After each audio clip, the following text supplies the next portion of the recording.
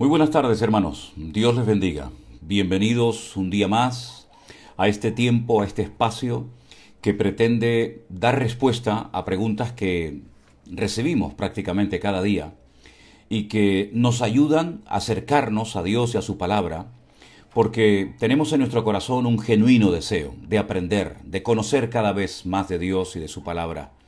Y yo les agradezco de todo corazón a todos ustedes por las preguntas que siguen enviándonos prácticamente a diario.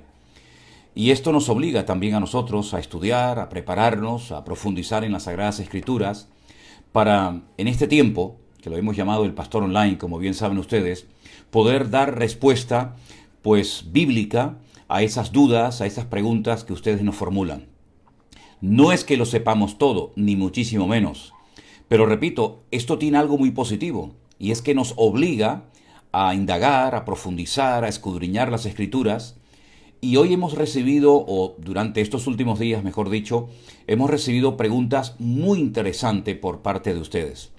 Vamos a ver hasta dónde podemos llegar y vamos a orar para pedir sabiduría al Señor y para que todo lo que respondamos y todo el tiempo que estemos juntos, pues podamos aprender. Un consejo, un pequeño consejo que les doy. Qué bueno sería si tuvieras a tu mano papel y lápiz para apuntar versículos, para apuntar ciertas y determinadas cosas que pueden venirte bien después de que termine este programa, repasarlas, repasar esas anotaciones, esas notas que has tomado, porque pienso yo que es muy difícil recordar todo lo que en esta tarde se va a compartir. Entonces, te doy un tiempo para que mientras estoy hablando unos minutos, puedas buscar papel y lápiz, una libreta, y anotar en ella las respuestas, los textos bíblicos, las cosas que te resulten más interesantes o apropiadas, para después poder repasarlas. Este es el momento, este es el día que Dios nos ha dado para que estudiemos su palabra, para que nos acerquemos a Él. Y por eso vamos a pedir que el Señor nos oriente, que el Señor nos ilumine y nos dé sabiduría de lo alto, para que podamos juntos aprender muchas cosas de parte de nuestro Dios. Y sobre todo, prestar suma atención. Ahora no es el momento para saludar, ahora no es el momento para que ustedes, mientras yo hablo, estén hablando y preguntando y comentando cosas entre ustedes. Ahora es el momento de oír, de prestar atención. Luego al final, cuando ya me esté despidiendo, pueden mandarme saludos y esos corazoncitos y esos pulgares en alto que a ustedes tanto les gusta. Pero yo pienso que ahora es el momento de prestar atención. Pienso que ahora es el momento de dejar de escribir, de dejar de comentar y centrarnos y prestar suma atención a lo que hoy el Señor tiene preparado para cada uno de nosotros. Así que vamos a orar, hermanos. Bendito Padre Celestial, te doy muchísimas gracias por este privilegio que nos das una vez más, una semana más, de poder estar aquí en directo a esta hora de la tarde, a esta hora del día, para dar respuesta a tantas preguntas que solemos recibir, Señor, prácticamente a diario. Señor, dependemos de ti, danos sabiduría de lo alto, para que podamos ayudar a los hermanos que nos preguntan cosas de tu palabra. Nos ponemos en tus manos y pedimos que bendigas todo el tiempo que estaremos aquí, en el nombre de Jesús. Amén y amén. Sé que nos escuchan y nos ven desde muchos lugares. Comprueben la hora que tienen en este momento en su país, para que sepan que todos los lunes a esta hora, a las 6 en punto de la tarde, aunque ya pasan algunos minutos, estaremos aquí siempre. Ya lo venimos haciendo desde el año pasado y ya se ha convertido, digamos, en algo habitual que una vez a la semana hagamos un alto en el camino para estudiar juntos la palabra de Dios. Y voy a dar respuesta a la primera pregunta que hemos recibido por parte de Lorena. Ella dice que leyendo y queriendo aprender cada día más de la palabra de Dios, ha llegado a ese pasaje de Romanos capítulo 3, desde el versículo 1 al versículo 8. Y ella pregunta, ¿Pablo está hablando de la ley? Porque no entiendo nada, dice. Bueno, vamos a ver, el capítulo 3 de la carta de Pablo a los Romanos, que dicho sea de paso, la carta de Pablo a los Romanos es una carta muy interesante y que contiene enseñanzas muy profundas, y además hay que conocer mucho y bien el Antiguo Testamento para poder entender muchas de las cosas que Pablo está hablando aquí, porque sus destinatarios, aunque la carta se llama la carta de Pablo a los Romanos, Realmente él estaba escribiendo a los judíos de la iglesia de Roma. La mayoría de los hermanos que se congregaban en esa congregación eran judíos. Muchos de ellos, dice algunos comentarios, que se habían convertido durante el día de Pentecostés en Jerusalén. Por lo tanto, eran conocedores de las Sagradas Escrituras. Ellos conocían perfectamente las Escrituras del Antiguo Testamento. Y por eso Pablo toca temas que, a menos que se conozca el Antiguo Testamento, va a ser muy difícil poder entender ciertas y determinadas cosas. Porque habla de personajes, uno de ellos, por ejemplo, Abraham y otros, que si no conoces la vida, la trayectoria de esos grandes hombres de Dios, pues te vas a enterar poco o prácticamente nada de lo que Pablo está tratando de compartir. El capítulo 3 de la carta de Pablo a los romanos está encajado, si me permiten la expresión, dentro de otro capítulo, el capítulo 2. Pablo viene desarrollando un tema. Pablo está tocando diferentes temas, hablando de diferentes cosas, la ley, los judíos, los privilegios que tuvieron, la circuncisión, etcétera, etcétera. Y el capítulo 3, si ustedes observan en su Biblia, que espero que la tengan abierta por Romanos capítulo 3, encima del capítulo 3 no se ha puesto ningún título, porque realmente el tema que viene tratando Pablo lo viene exponiendo, lo viene desarrollando desde el capítulo 2. Pablo está hablando acerca de la ley, la finalidad que tenía la ley, los objetivos que tenía la ley de Moisés. Y él está tocando diferentes temas. Por ejemplo, una de las cosas que él habla es acerca de la circuncisión, la verdadera circuncisión, no la que se hace en carne, sino la del corazón, ¿verdad?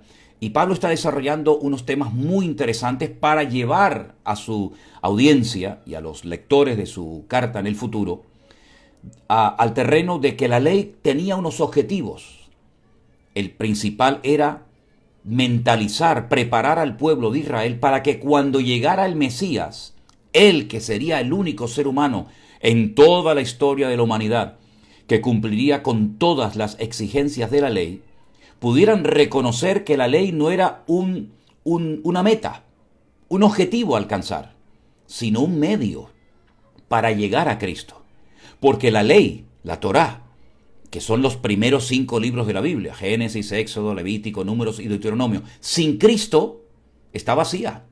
¿A dónde apunta la ley? ¿Cuál es el objetivo de la ley? Llevarnos a Cristo, que es el objetivo, la estación, permítame la palabra, final de la ley. Todos los sacrificios, el tabernáculo, todo lo que recibieron durante el período en el desierto, todo eso apunta a Cristo. Nadie podía cumplir esa ley, porque es una ley perfecta, una ley que expresa el corazón de Dios para ese momento, para el pueblo de Israel, y la ley, repito, no era una meta, era un medio para poder alcanzar unos objetivos. Ahora bien, usted dice que no entiende lo que Pablo está tratando ahí. Bueno, es que yo lo acabo de decir, es que hay que conocer muy bien el Antiguo Testamento para poder entender lo que Pablo está desarrollando en ese pasaje. Por ejemplo, cuando él dice en el capítulo 3, verso 1, ¿qué ventaja tiene pues el judío? ¿O qué aprovecha la circuncisión? Son 2 preguntas. Dice, mucho. En todas maneras, primero, ciertamente porque les ha sido confiada la palabra de Dios. ¿Quién recibió la palabra de Dios? ¿Los filisteos? ¿Los jebuseos? ¿Los amonitas? No, la recibió el pueblo de Israel. Y ellos la conservaron, la transmitieron de generación en generación, ¿verdad? Y le estaremos eternamente agradecidos al pueblo de Israel porque ellos recibieron la palabra y la transmitieron y ha llegado hasta nuestros días. Y gracias a Dios, que además tenemos la bendición y el privilegio de poder leerla en nuestro idioma principal, ¿no? Entonces dice, ¿por qué entonces algunos de ellos han sido incrédulos? Si tenían la palabra prácticamente desde la cuna la están oyendo, ¿cómo a la hora de la verdad, cuando tenían que haber reconocido a Cristo como el verdadero Mesías y no como un falso Mesías, cómo es que algunos no creyeron? Y entonces Pablo dice, su incredulidad ha hecho nula la fidelidad de Dios en absoluto. Ninguna actitud por parte del ser humano, sea judío o no, anula la fidelidad de Dios. Dios seguirá siendo Dios con Israel o sin Israel, con iglesia o sin iglesia. Yo lo he dicho muchas veces, puede sonar fuerte, pero es así. Dios a nosotros no nos necesita para nada. Nosotros a Él para todo. Nosotros separados de Él no somos nada. Él sin nosotros sigue siendo Dios, porque Él ha sido Dios y seguirá siendo Dios por la eternidad antes de la fundación, antes de la existencia de Israel, antes de la existencia de la iglesia. Por lo tanto, Dios no necesita de nada ni de nadie. Él es autosuficiente, que es verdaderamente lo que significa el nombre El Shaddai. Autosuficiente, no necesita de nada ni de nadie. Ahora bien, es cierto que algunos judíos, aunque conocían la ley, aunque conocían las profecías, no reconocieron a Jesús como el Mesías, pero no todos, no todos. A veces se exagera cuando se dice que los judíos rechazaron a Cristo. Bueno, no todos, porque los primeros cristianos, los primeros seguidores de Cristo, eran judíos. Los pastores, los apóstoles, los que divulgaron el Evangelio, eran judíos. Así que eso de que todo el pueblo de Israel rechazó a Cristo no es cierto. Parte del pueblo de Israel rechazó a Cristo, la mayoría de ellos religiosos, pero tenemos, por ejemplo, a personajes muy importantes que a algunos no les cae muy bien Pablo, porque claro, lógicamente Pablo era un rabino judío, un experto en la Torá, un experto en la ley, y que se convierta un rabino judío y que le diga a los judíos que se tienen que ellos que convertir y seguir a Cristo, pues no le hace mucha gracia hoy en día a algunos que están empeñados en guardar la ley, olvidando que la ley, el objetivo es Cristo, ¿verdad? Cristo no nos lleva a la ley, pero la ley sí nos lleva a Cristo. Esa es la pura realidad. El cristiano no tiene que volver a la ley, pero el que está única y exclusivamente en el estricto cumplimiento de la ley, sí tiene que ir al Mesías, sí tiene que ir a Cristo, ¿sí? Por lo tanto, este capítulo 3, repito, está dentro del capítulo 2, que viene desarrollando el tema de la ley, el tema de los privilegios que tuvo el pueblo de Israel, pero privilegios que le hacen responsables, porque al que mucho se le da, ustedes saben que la Biblia dice que también mucho se le demandará. Por lo tanto, el judío tuvo muchos privilegios, vio muchos milagros, pueden decir que fueron el pueblo escogido de Dios, pero a algunos les sirvió de muy poco o de nada, porque de nada sirve todos esos privilegios si a la hora de la verdad, al que tienes que creer y aceptar y seguir y obedecer, que es a Cristo, no lo sigues. Por lo tanto, como dice la Biblia, el que no tiene al Hijo, no tiene al Padre. Y el que tiene al Padre, obligatoriamente tiene que tener al Hijo. Por consiguiente, el tema de la carta de Pablo a los romanos es llevar a los destinatarios, la inmensa de ellos, la mayoría de ellos judíos, a la realidad y al conocimiento de que la ley, el objetivo final es que conozcamos y reconozcamos a Jesús como el verdadero Mesías. Ese es el objetivo prioritario de la ley. Todo lo demás es secundario. Además, otra cosa muy importante, sin el Nuevo Testamento, la ley está vacía. Es como si plantas una semilla y crece un árbol, pero no termina nunca de dar fruto. El fruto que produjo todo aquello es la iglesia. Los gentiles convirtiéndose al Dios de Israel y siendo luz a las naciones. Ese es el objetivo fundamental de toda la historia, milagros y acciones y actuaciones de Dios en lo que llamamos el Antiguo Testamento. Bueno, si quieren, vamos avanzando porque hay otras preguntas que también nos va a llevar un tiempo desarrollarlas y explicarlas bien. Hay una hermana que pregunta o quiere saber qué es lo que significa Jeremías capítulo 31, versículo 22. Vamos a leerlo. Jeremías capítulo 31, versículo 22, y dice así la palabra de Dios. ¿Hasta cuándo andarás errante, oh hija contumaz? Porque Jehová creará una cosa nueva sobre la tierra. Y dice, la mujer rodeará al varón. Me imagino, Xiomara, que lo que quiere saber es qué significa, ¿no?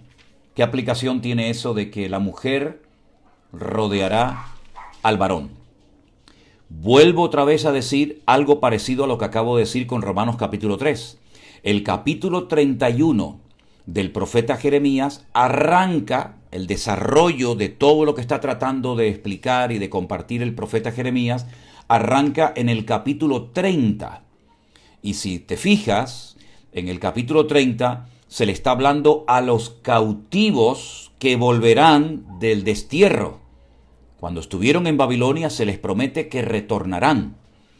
Y muchos de ellos no volvieron porque lógicamente murieron. El cautiverio en Babilonia no duró una semana, ni un día, ni dos, sino 70 largos años.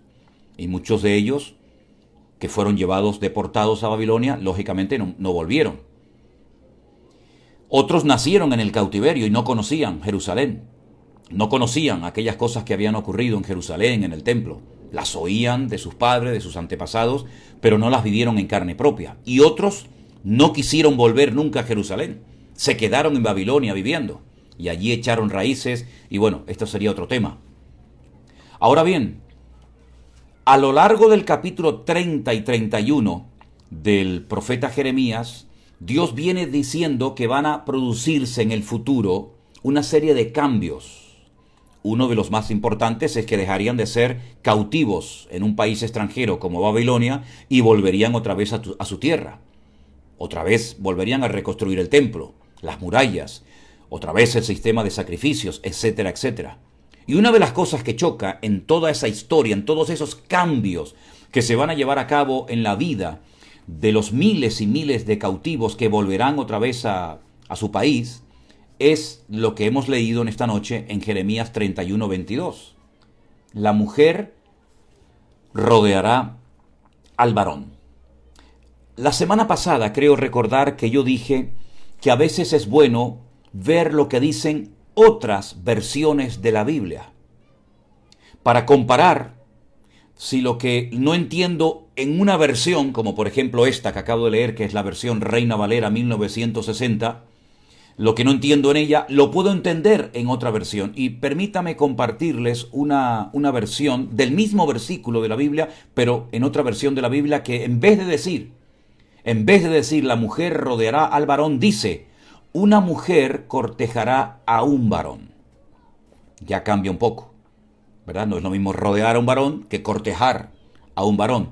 Ahora, lógicamente no nos queda más remedio que analizar el texto en el idioma original. Y tengo aquí, delante de mí, en mis anotaciones, todo el versículo 22 de Jeremías 31 en hebreo, y fui analizando y estudiando palabra por palabra.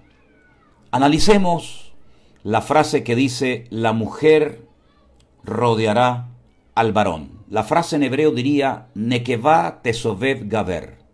Repito, Nekevá tesovev, terminado en B, gaver. Eso es lo que dice el texto original. Lo anterior a esa frase se entiende perfectamente. Varias personalidades, varios eruditos de la Biblia, como fueron, por ejemplo, Cipriano, Agustín, Jerónimo, etc., ellos entendieron que en este texto se hacía una referencia a la encarnación de Cristo por medio de la Virgen María. Pero con todos mis respetos hacia estos personajes, estaban totalmente equivocados, porque aquí no aparece la Virgen María por ninguna parte. Por lo tanto, la explicación que dieron en su generación, en su época, es totalmente equivocada. Porque la palabra Nekevá, que es la que en este versículo se traduce por la palabra mujer, en ningún momento Nekevá en hebreo significa virgen. No significa virgen, por lo tanto no vamos a meter la virgen donde no está.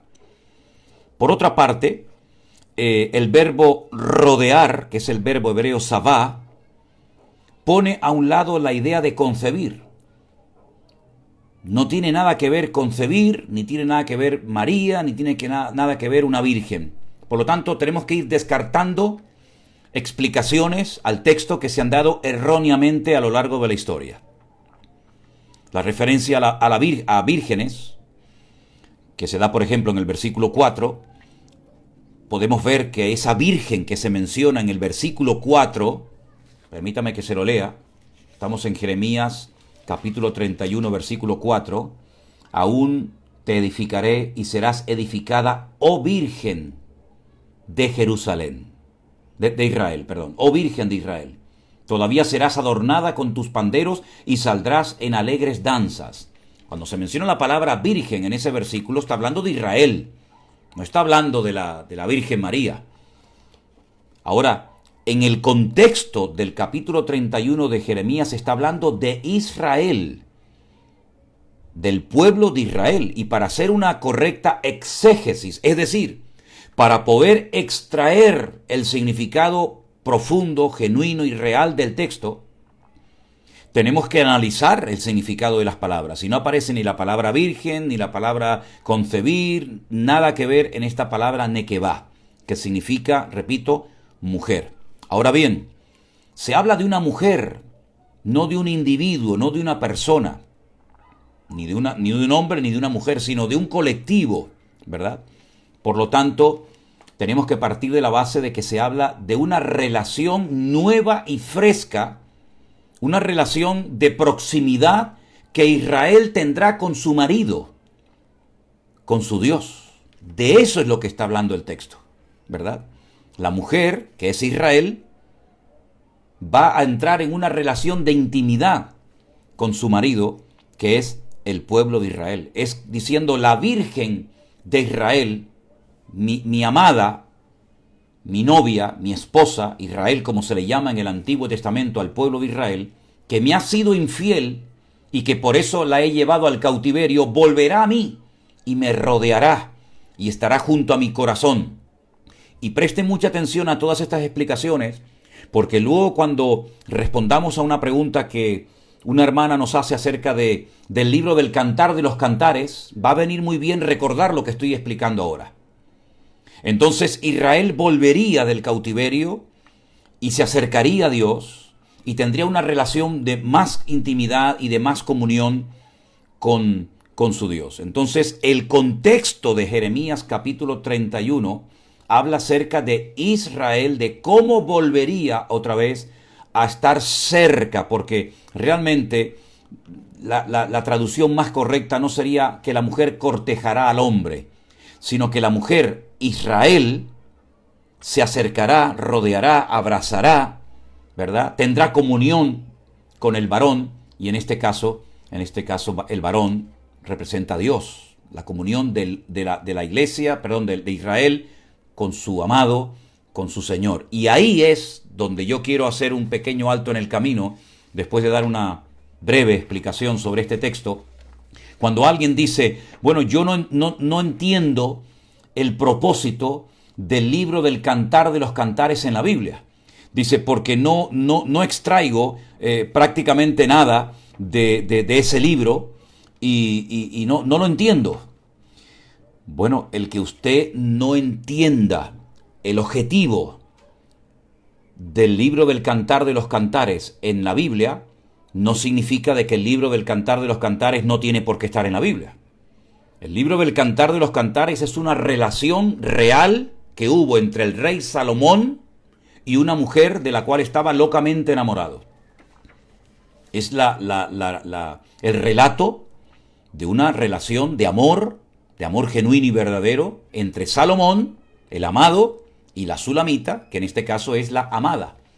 Ahora, solamente el libro del Cantar de los Cantares nos relata el amor apasionado de Salomón con aquella mujer. ¿Solamente es eso? ¿Es como una especie de novela rosa? No, es mucho más que eso.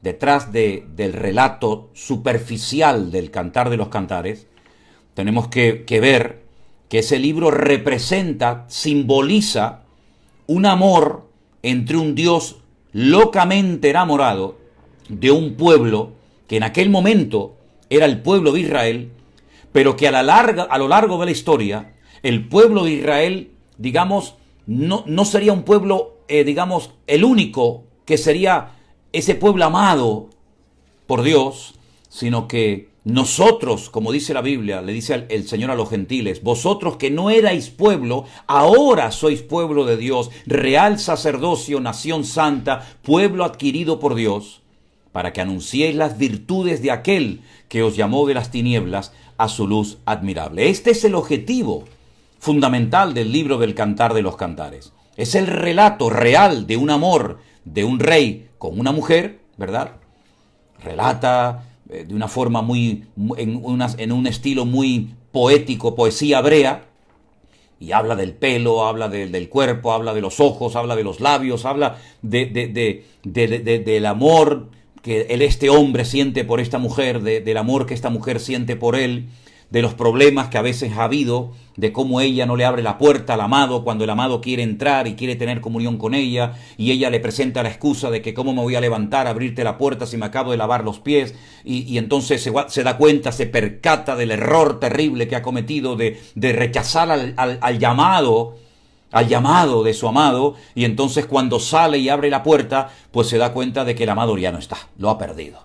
Como hay un momento en la historia en el que el pueblo de Israel perdió la presencia de Dios y la gloria de Dios se fue del templo, y el pueblo de Israel quedó pues como esta mujer del libro del Cantar de los Cantares, desesperada, enferma de amor, como dice el libro, y entonces la mujer busca desesperadamente, y ahí enganchamos esa búsqueda desesperada de la amada del Cantar de los Cantares con Jeremías capítulo 31 verso 32, donde dice que la mujer rodeará al varón. Israel volverá desesperadamente a querer tener amor, a querer tener relación con su amado, y eso lo queremos unir, ¿verdad?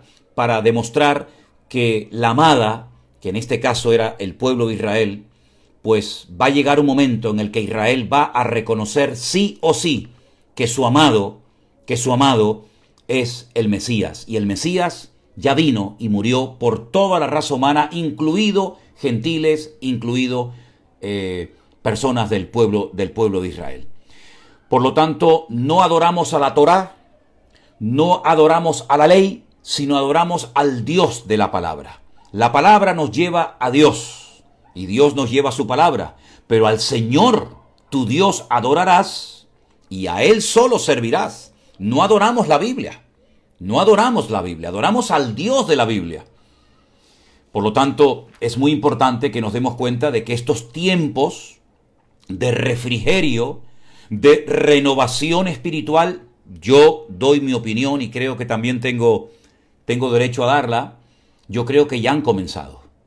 Sinceramente, yo creo que desde el año pasado, cuando comenzamos a vivir una vida diferente, hemos comenzado a tener una relación con Dios diferente, y son miles, sí, hermanos, no exagero, miles de hermanos en todas partes del mundo, en muchas naciones de la tierra, que estaban fríos, que ya no se querían congregar, que salieron heridos y humillados de muchas congregaciones, que ya no tenían una iglesia cerca de su zona o de su ciudad o de su lugar donde habitan y viven, de sana doctrina, y en medio de esta pandemia, y con programas como este y seguramente otros más, pues han vuelto a sentir pasión por el Evangelio y amor por la palabra de Dios y deseo de aprender del Señor. Y para mí es un motivo de una alegría tremenda, y nunca olvidaré, nunca en mi vida podré olvidar todo lo que Dios ha estado haciendo y continúa haciéndolo. Porque evidentemente no vamos a vivir eternamente y para siempre, por lo menos aquí en la tierra, ¿no? Pero sabemos que durante este tiempo muchos de ustedes que estaban, y no se enfaden ni se molesten conmigo, pero estaban fríos, estaban apartados de los caminos del Señor, estaban ahí como mueble viejo que no sabían ni dónde meterse, y no confiaban ya en pastores, ni en iglesias, ni en nada, ni en nadie. Ha vuelto a despertarse en el corazón de muchos de ustedes, gloria a Dios, un amor y una pasión por Cristo que no tiene límites. Y ha pasado ya, vamos ahora el mes que viene a celebrar un año desde aquellos primeros devocionales, desde aquellos primeros programas del Pastor Online. Pues lo que el Señor ha estado haciendo ha sido algo realmente extraordinario, porque yo creo que estamos en tiempos de renovación espiritual. Miren, hermanos, yo como pastor les voy a confesar algo que no sé si en algún momento he dicho, pero voy a aprovechar la ocasión para decirlo ahora. Viendo todas las barbaridades, los disparates, las locuras, las cosas terribles que se han estado predicando y enseñando en las congregaciones. Muchas veces como pastor he sentido vergüenza ajena. Y le he dicho al Señor, Señor, ¿hasta cuándo? ¿Hasta cuándo tu iglesia va a ser engañada? ¿Hasta cuándo va a haber auténticos vividores del Evangelio? Gente que hace daño al crédito del Evangelio, al ministerio. ¿Hasta cuándo van a haber personas que van a estar manipulando tu palabra y haciéndole daño a gente buena y a gente sana que quiera aprender de la palabra? Señor, actúa. Por amor a tu nombre, le decía yo al Señor, actúa, limpia tu amada iglesia. Hombre, y yo sé que falta mucho, pero queridos hermanos, ¿cuántos de ustedes han dicho gloria a Dios por lo que he oído, por lo que he aprendido? Se me han caído escamas de los ojos. He podido saber que no hay maldiciones en mi vida, que no hay demonios en la vida de un cristiano que anda en obediencia y en santidad, que no tengo que tenerle miedo a nada ni a nadie, que si me voy de una congregación porque hay falsas doctrinas, hay doctrinas humanas y doctrinas hasta diabólicas, yo me atrevería a decir, no me va a castigar el Señor, sino al contrario. Yo no quiero ser copartícipe de mentiras, ni de engaños, ni de manipulaciones, porque estamos en tiempos de refrigerio. Antes de la venida del Señor, yo creo que el Señor va a tratar con su iglesia de una forma extraordinaria como lo está haciendo.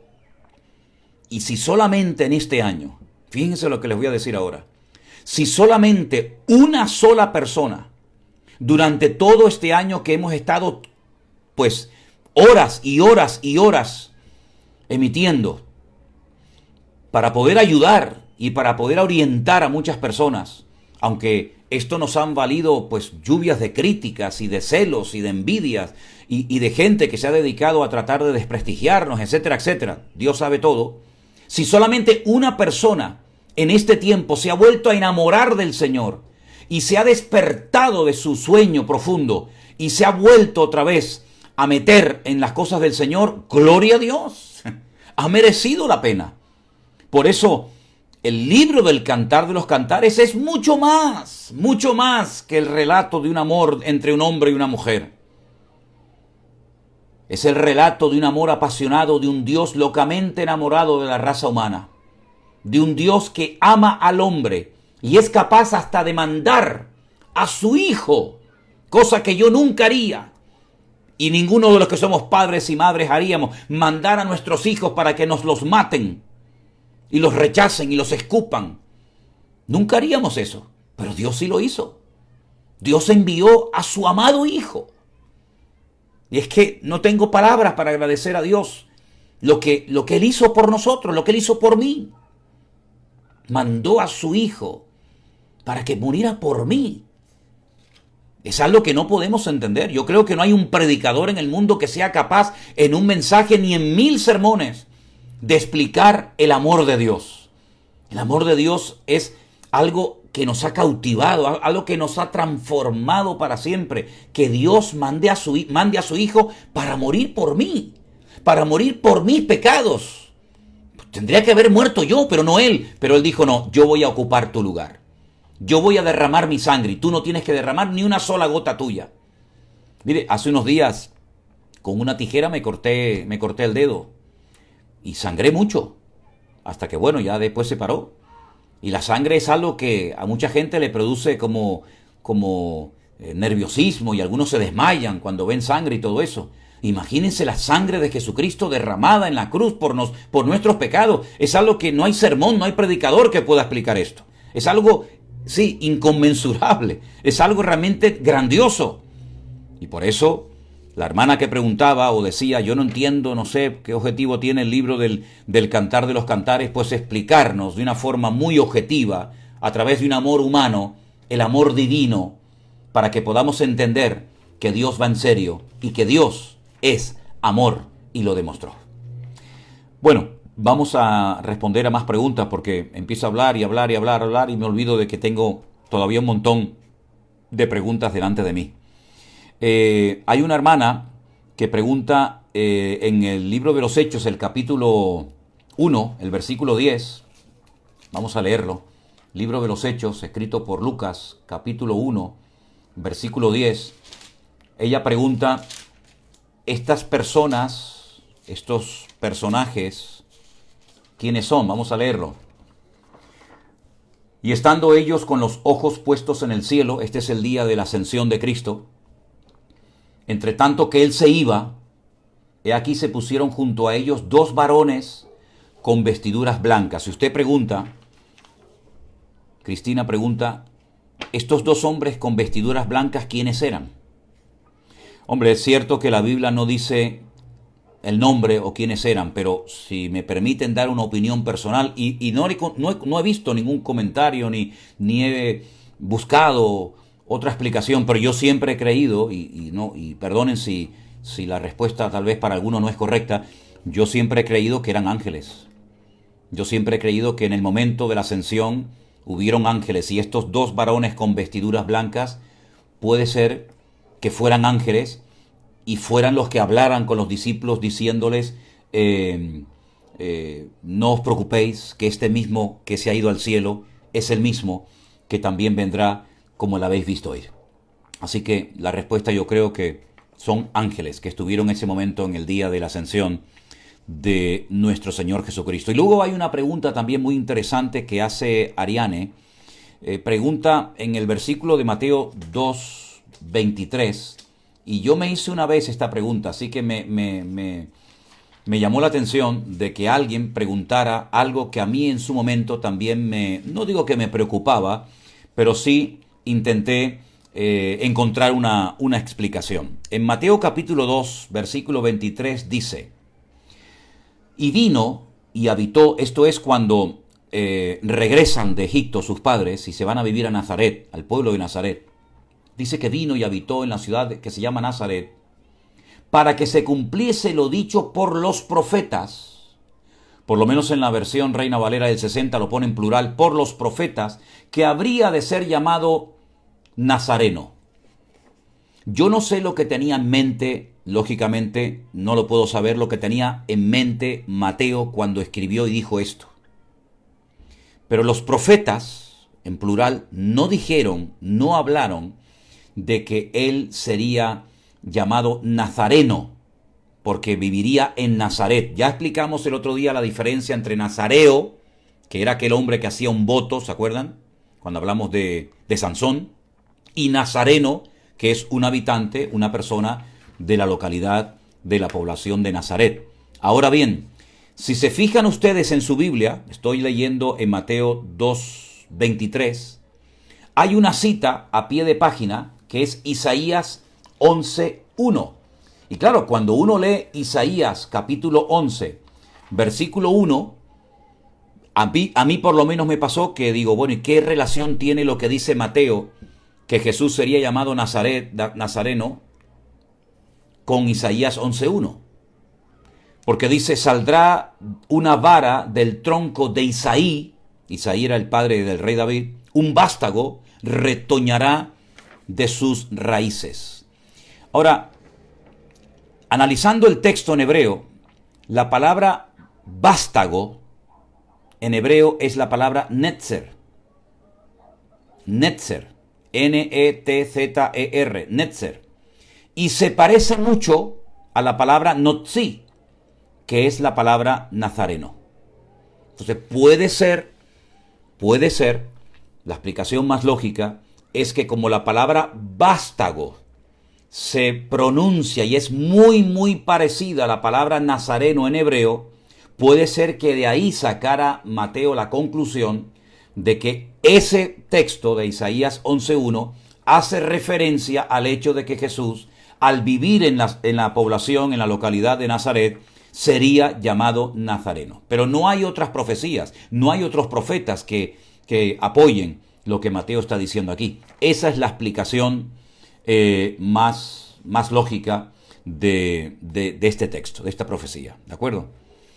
Avanzamos.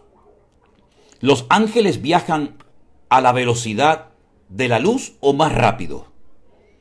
Mire, Juan, yo no tengo ni la más remota idea a la velocidad que viajan los ángeles. No sé si viajan a la velocidad de la luz, que si no me equivoco creo que son 350.000 kilómetros por segundo, o más rápido o más lento. No tengo ni la más remota idea. De hecho, sinceramente, nunca me he preocupado ni me he preguntado a qué velocidad viajan los ángeles. Sinceramente, no le puedo dar una respuesta, porque como la Biblia no dice a la velocidad que viajan, pues ¿cómo se la voy a dar yo? ¿De dónde voy a sacar esa respuesta? Así que le preguntaremos al Señor, si le parece bien, Juan, cuando lleguemos a la presencia del Señor. Señor, ¿me podrías decir, por favor, a qué velocidad viajaban los ángeles cuando estábamos en la tierra? Porque como la Biblia no lo dice, no le puedo dar una respuesta bíblica. Le estaría mintiendo, le estaría diciendo algo totalmente fuera de lugar si yo le dijera a usted que los ángeles viajan a tal velocidad. Es que no lo sé, por eso no se lo puedo decir. Nos llega otra pregunta y es la siguiente. Si Dios es perfecto, ¿por qué creó una tierra desordenada y vacía, como dice Génesis capítulo 1, versículo 2? He leído que las palabras en el texto original son tohu y bohu, son tohu bobojo, sí, que significa sin adornos. No, tohu y baboju no significa sin adornos, significa otra cosa. Y dice que no es lo mismo que desorden. En 1 Corintios capítulo 14, verso 33 dice, porque Dios no es un Dios de desorden. Bueno, eso no dice 1 Corintios 14, 33. La Biblia no dice que Dios no es un Dios de desorden. La versión Reina Valera dice que no es un Dios de confusión, que es diferente. Dios no es un Dios de confusión, sino de paz.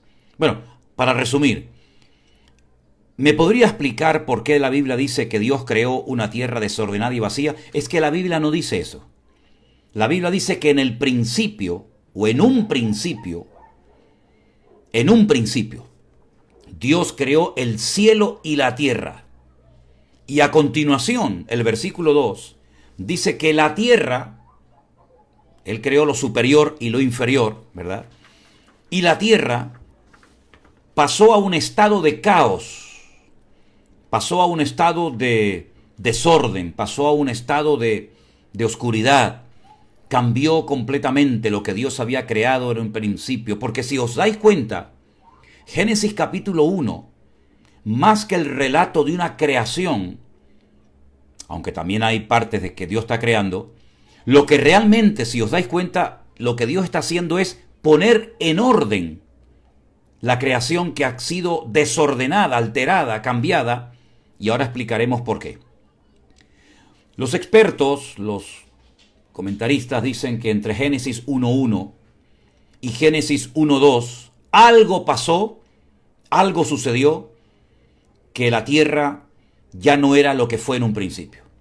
Algunos atribuyen este caos, este desorden, estas tinieblas, lo atribuyen a la rebelión de Satanás, que fue arrojado a tierra, y entonces, bueno, se produjo un caos en la tierra a raíz de la caída de Satanás, es lo que suelen decir. Ahora, a esta persona que ha hecho, que no me ponen su nombre, pero a esta persona que ha hecho esta pregunta, yo le voy a dar un versículo, y de hecho sería bueno que todos ustedes lo anotaran y que después lo leyeran. La palabra tohu y tohu babohu, que son las que se traducen por desordenada y vacía, que son casi podríamos decir dos palabras sinónimas. Aunque son dos palabras, pero son como palabras que casi quieren decir lo mismo. Es una expresión de asombro, como diciendo, lo que ha sucedido, ¿cómo está esto? ¿No? ¿Verdad? Porque es que una incoherencia que esté vacía y se diría que esté desordenada. En Jeremías 4:23, repito, en Jeremías 4:23, esas dos palabras que aparecen en Génesis 1:2 también están. Entonces lean Jeremías 4:23 a ver cómo se tradujeron ahí esas dos palabras, que son exactamente las mismas que aparecen en Génesis capítulo 1, versículo 2. Dios está poniendo en orden el mundo. Dios separa las aguas de arriba de las aguas de abajo. No está creando las aguas, luego ya existían. Y cuando separa las aguas, y unas se quedan arriba y otras se quedan abajo, sale la tierra, luego la tierra ya estaba. Entonces Dios está creando, Dios está poniendo en orden una creación que ha sido alterada, y una vez que ya la adorna, como dice usted, y una vez que Dios ya la ordena, y una vez que da órdenes, ¿verdad? Y una vez que Dios pone cada cosa en su sitio y vio Dios que todo estaba otra vez en equilibrio y en una armonía y en una perfección absoluta, es cuando crea al hombre, ¿verdad? Y le dice al hombre, ahí tienes esto para que lo cuides, para que disfrutes de esta tierra hermosa, preciosa, con un clima perfecto, con una naturaleza equilibrada, etcétera, etcétera. Y se la entrega al hombre para que éste, vamos a decir, como representante de Dios, se haga cargo de la creación de Dios. Que, dicho sea de paso, el hombre lo ha hecho fatal, porque no hay más daños en la creación producidos por el hombre que no nos dejen de asombrar, porque realmente el hombre se está cargando su propio planeta y la casa donde vivimos, el hombre cada vez la está deteriorando cada vez más. Así que no es que Dios creara una tierra desordenada, vacía, en caos, en tiniebla, no, sino que algo ocurrió, no sabemos exactamente qué, que lo alteró todo, pero Dios todo lo creó perfecto y en orden, ¿de acuerdo? Bueno, vamos a responder otra pregunta. Una hermana, Leticia, pregunta, basándose en Números capítulo 27, ¿qué es eso de consultar a Dios por medio de Urim y Tumim? Urim y Tumim, luces y perfecciones, eso, luz y perfección son lo que significan esas palabras, ¿verdad? Pues eran dos piedras que llevaba en una bolsita dentro del pectoral el sumo sacerdote, ¿verdad? Aparte de las piedras que llevaba en el pecho con los nombres de las 12 tribus de Israel, él llevaba dos piedras que se llamaban Urim y Tumim y que se usaban en momentos de necesidad de una respuesta rápida. Algunos opinan que una piedra podía ser de color blanca y la otra de color negro. Digamos que la blanca era el sí, el negro era el no, o viceversa, da igual. Y entonces cuando había que consultar a Dios por una respuesta rápida, no había tiempo para orar mucho tiempo, no había tiempo para ayunar, no había tiempo para esperar, porque se nos podía venir encima el enemigo, la tragedia, se consultaba con Urim y Tumim, esas dos piedras que representaban el sí y el no, para obtener una respuesta rápida de parte de Dios. Eso es lo que era Urim y Tumim. También dicen otros que esas piedras se iluminaban y reflejaban las letras del Aleph Bet, de las 22 letras del alfabeto hebreo, pero bueno, eso ya sería harina de otro costal, como dicen algunas personas. La posición de Satanás en Apocalipsis, en los Evangelios, a lo que nos cuenta la Biblia acerca de Satanás, cómo entraba, cómo accedía a la presencia de Dios en el libro de Job, ha cambiado radicalmente. Es decir, en el libro de Job, Cristo, el Señor Jesucristo, aún no había muerto en la cruz, no había resucitado, por lo tanto, la posición, la situación de Satanás, la libertad, entre comillas, si me permiten la expresión, de Satanás en aquellos tiempos no tiene absolutamente nada que ver hoy en día. Satanás en aquel tiempo, bueno, pues campaba, digamos, a sus anchas, pero una vez que Cristo lo venció en la cruz del Calvario con herida de muerte, de la cual nunca se va a recuperar, Satanás ha perdido todos sus privilegios y ese acceso y esa libertad que tenía.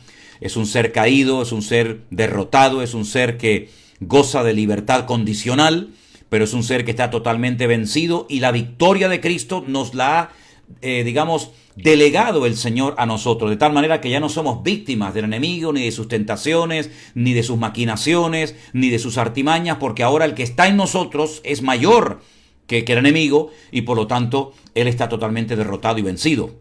Anda suelto, no está atado en el infierno, no está destruido, está como un león, una especie de león rugiente, hambriento, buscando a quien devorar, pero es un ser amargado, es un ser frustrado, es un ser errante, sin familia, sin amigos, sin nada, que sabe que está condenado a muerte y que no tiene ninguna capacidad de poder destruir a la iglesia del Señor Jesucristo. Ninguna.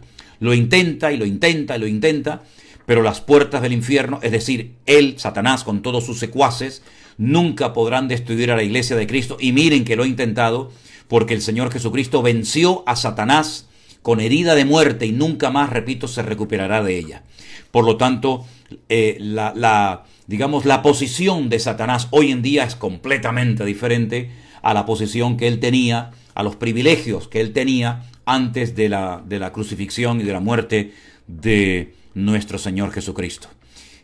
Una pregunta que nos hace un hermano, una persona llamada José, es que cuando un carismático católico habla de su cambio por la renovación que le ha dado el Espíritu Santo, en realidad, ¿quién está actuando en este carismático católico? Bueno, yo creo que el Espíritu Santo puede obrar en carismáticos católicos y en evangélicos pentecostales y en evangélicos bautistas y en todo tipo de personas. Yo creo que el Espíritu Santo no tiene ninguna limitación a la hora de decir, uy, no puedo tocar el corazón de este ateo porque es ateo.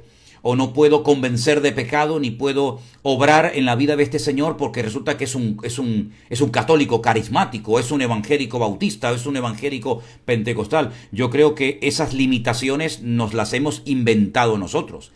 Si un cristiano, o si como dice usted aquí, un carismático católico dice que el Espíritu Santo le ha renovado, bueno, pues la Biblia dice algo muy importante: por sus frutos los conoceréis. Yo puedo decir lo que quiera, pero si por sus frutos nos conocerán, veamos qué frutos, qué cambios ha producido lo que él dice que le ha cambiado y transformado. Es decir, no podemos decir, bueno, como es carismático católico, Dios no puede obrar en su vida. No hablemos así, porque estamos hablando sin darnos cuenta desde la plataforma de la soberbia y del orgullo, creyéndonos que como cristianos evangélicos Dios no puede tratar con católicos ni con ateos. Mira, si algo nos ha demostrado el Señor en este tiempo, desde el mes de marzo del año pasado hasta hoy, es que Dios ha roto muchos esquemas. Y no digo miles, porque probablemente exageraría, pero muchísimos católicos sinceros han llegado al convencimiento de la verdad. Y veo a muchos católicos que se han convertido de verdad más firmes y con las ideas más claras y más radicales para servir a Dios que muchos que se llaman cristianos evangélicos. Así que eso de que como soy cristiano evangélico, parece como que tengo el monopolio, tengo la exclusividad del Espíritu Santo, y este señor, como dice que es carismático católico, bueno, pues vamos a ver el cambio que se ha producido. ¿O es que todos los cristianos evangélicos dan buen testimonio? Hago esta pregunta a ustedes que me están viendo y escuchando esta tarde. ¿Todos los cristianos evangélicos están dando en el mundo buen testimonio? Yo, gracias a Dios, que me convertí hace ya muchos años. Pero hoy en día, con el mal testimonio que han dado y dan muchos cristianos, incluido gente que se llaman siervos de Dios, yo no me convertiría jamás en la vida, sino más bien me estarían vacunando en contra del Evangelio.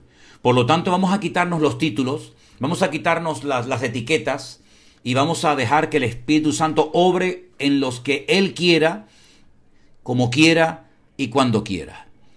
Claro, automáticamente cuando decimos que es un católico carismático que dice que lo está transformando el Espíritu Santo, ¿y no lo puede hacer el Señor?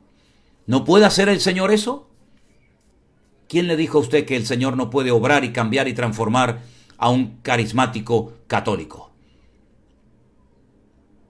No puede convertirse, no puede cambiar, no puede dejar la idolatría, no puede dejar de adorar imágenes. No dan testimonio, claro, no dan testimonio. ¿Quién no dan testimonio? ¿Los católicos o los evangélicos o el ser humano? Porque a la hora de dar testimonio, aquí no se trata de ser una cosa o de ser otra. Aquí se trata de que como hijos de Dios tenemos que dar un testimonio. Y yo les digo algo, mis queridos hermanos. Muchos son los que verdaderamente se están convirtiendo al Señor y están saliendo de la idolatría y están saliendo de la oscuridad y están dándole ejemplo a muchos religiosos, porque el mundo evangélico está lleno de religiosos, hermanos, créanme, Hay una religiosidad tremenda, ese espíritu religioso de que como yo hablo en lenguas y yo doy el diezmo y yo hago esto y yo hago aquello, y hay un espíritu de religiosidad que yo lo llamo espíritu de orgullo. Es un espíritu de orgullo que nos hace sentirnos superiores a los demás. Eso es un pecado terrible.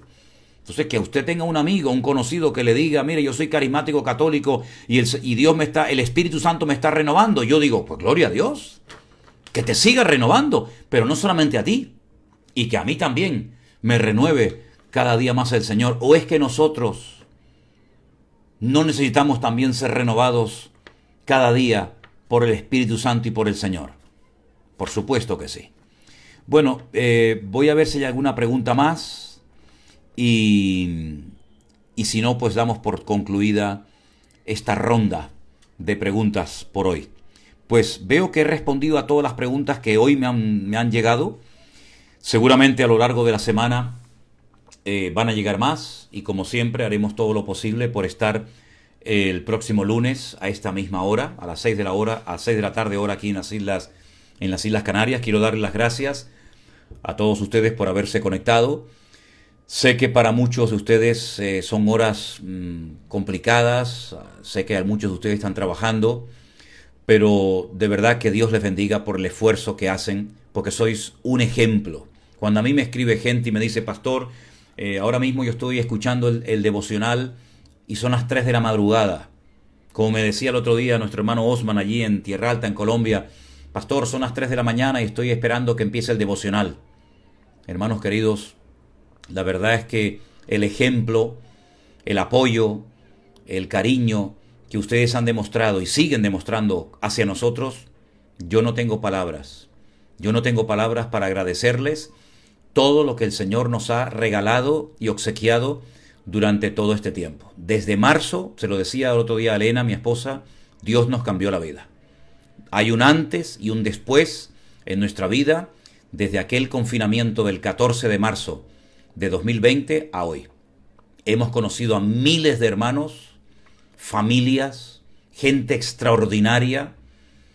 Hemos visto cómo el Señor ha obrado en centenares y en miles de personas que no conocemos personalmente, porque ustedes siempre juegan con ventaja, nos ven a nosotros, yo no veo a nadie, pero la verdad es que estamos tremendamente agradecidos con el Señor, porque hemos aprendido juntos, hemos llorado juntos, hemos reído juntos, hemos disfrutado juntos, y juntos estamos viendo la gloria del Señor y cómo el Señor está haciendo una obra maravillosa, porque, como dije antes, estamos en tiempos de cambios, donde Dios está obrando en su iglesia como nunca antes.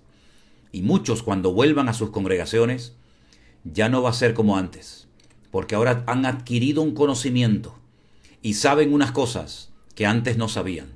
Y ahora nos hemos apegado a la palabra, de tal manera que en el momento en el que ustedes escuchen algo que no es bíblico, van a ver cómo van a tener una autoridad para poder reaccionar de una forma diferente y no decir amén, amén, amén a todo lo que se decía, porque ahora a la luz de la palabra de Dios podemos decir, eso no es de Dios. Y toda la gloria se la daremos, por supuesto, se la daremos al Señor. ¿Qué les parece, hermanos, si terminamos con una oración en esta tarde? Intentaré poco a poco leer todos los comentarios que he ido recibiendo. Veo que no paran de entrar comentarios.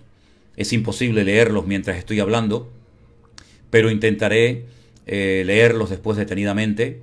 Y además, como tengo una semana para leer todo lo que ustedes han escrito, pues los procuraré leer todos. Oramos al Señor, hermanos. Te doy muchísimas gracias, Dios mío, en esta tarde por este privilegio, esta oportunidad maravillosa que nos ha dado un día más de poder llegar a tantas vidas hambrientas y sedientas de tu presencia, de tu palabra. Ayúdanos a servirte, a conocerte cada día mejor, a esforzarnos, a permitir que tu Santo Espíritu traiga renovación a nuestra vida. Guarda nuestra vida como lo has hecho hasta el día de hoy. Danos salud y fortaleza física, espiritual y mental, y guarda a tu amada iglesia y bendícela y úsala como nunca antes lo has hecho. Sigue quebrantando corazones, sigue trayendo convicción de pecado a las vidas, para que veamos un despertar espiritual sin precedentes en nuestra generación. Gracias por todos los cambios que has producido y por todas las vidas que se han acercado y te han conocido a ti en este tiempo. Y te daremos como siempre toda la gloria y la honra a ti, en el nombre de Jesús. Amén y amén. Mis queridos hermanos, gracias a todos ustedes por sus oraciones, por su apoyo. Gracias a todos ustedes por su amor. Nos veremos mañana, si es posible, por la mañana en el devocional. Mañana seguiremos examinando a la luz de nuestro devocional diario diferentes temas, diferentes pasajes de la Biblia. Que el Señor les bendiga, que Él nos guarde y que tengan todos una buena tarde. Bendiciones, hermanos.